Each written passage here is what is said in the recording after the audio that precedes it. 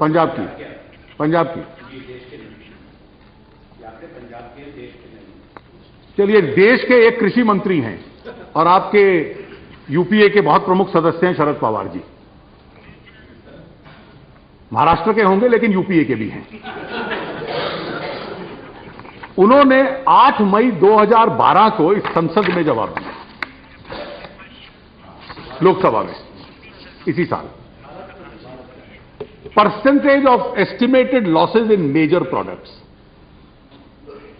3.9 in cereals, ये cumulative loss है। Pulses 4.3, oil seed 6%, fruits and vegetables 5.8, milk 0.8।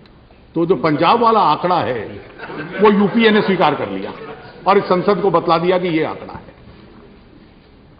Your entire debate is based on deception. Very right. It's based on concoction of figures.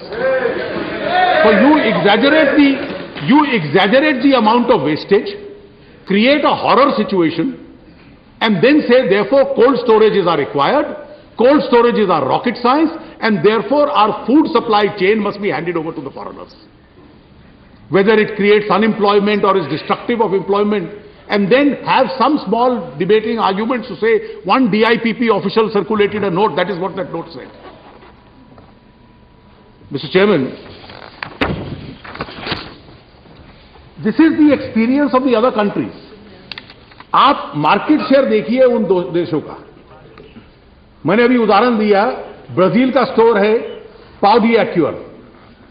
जब FDI की अनुमति हुई तो वो कैरेफोर में मर्ज कर गया। आज साओ पोलो स्टेट का 69% एक चेन के पास चला गया। जिसको खरीदना है आ जाए। आप स्वीडन का, बेल्जियम का, ऑस्ट्रेलिया का, मेक्सिको का। मेक्सिको ने 2 समझौते किए। एक north American free trade agreement किया अमेरिका से, नाफ्ता, और दूसरा एफडीआई रिटेल में खोल दी। 50% छोटे उद्योग स्टोर बंद हुए। और उन देशों की तो जनसंख्या बहुत कम है। जिस देश की जनसंख्या इतनी अधिक है, जहां लोगों के लिए रोजगार की व्यवस्था करना बहुत आवश्यक है, उन देशों में क्या होगा?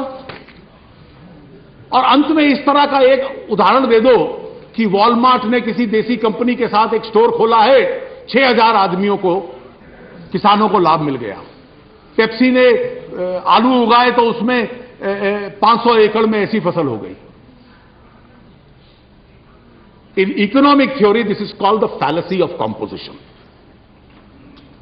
इन a country as wide as India and as big as India, you pick up an isolated example. It may be true of that isolated case, but it will be equally untrue of the whole nation.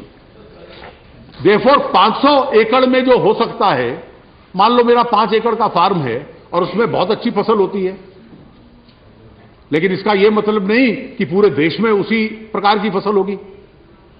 This is the fallacy of isolated उदाहरण दे देना कि केवल Walmart की वजह से 6000 किसानों को लाभ मिल गया या पेप्सी की वजह से 500 एकड़ में आलू बहुत अच्छा हो गया, इसलिए पूरे देश को परम वैभव पे हमने पहुंचा दिया। यह तर्क नहीं हो सकता। This is the fallacy of composition. में ना आइए, मैं केवल आनंद शर्मा जी, माननीय प्रधानमंत्री जी भी यहां हैं, हम सब राजनीतिक दल जब सरकार में होते हैं तो एक भूल करते हैं, शायद हमने भी भूल की थी। हम कई बार तर्क बनाते हैं, प्रचार करते हैं, समाज में उसको स्वीकार करने वाला कोई नहीं होता, लेकिन हम स्वयं उसको स्वीकार करते हैं। The biggest danger that politicians fall into is when they start buying their own arguments, even when nobody outside is buying them. And this is precisely what is happening to your government.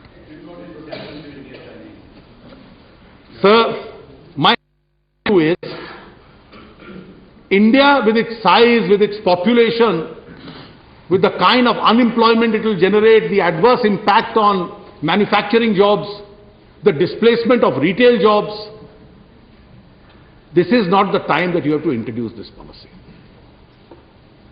You can try and force this policy. India will not accept this policy. So I urge you, I beseech of you, the arrogance of power may persuade you to stand by it and be rigid, but it always pays to be humble and open-minded. Please reconsider this policy and withdraw it. My appeal to all my friends in the opposition is that in one voice we must be together in rejecting it. और हमारे जो साथी थोड़ी दुविधा में हैं, वो जानते हैं कि इस नीति का बहुत नुकसान होने वाला है. They know that this policy is harmful to the country. If you are willing to proclaim, be also prepared to strike. प्रवचन कर दे लेकिन प्रहार करने से रुक जाएं, ये गलती मत कीजिए. और मेरी विशेष रूप से जो हमारे यहां नामांकित सदस्य हैं, the nominated members, they represent the conscience of this country. Therefore, this is the time when they have to think of this country. This is not a time for thanksgiving to the government, which was gracious enough to nominate you. This is a time for thinking of this country and speaking in one voice and saying no to this policy which is going to hurt the interest of this country. Thank you very much.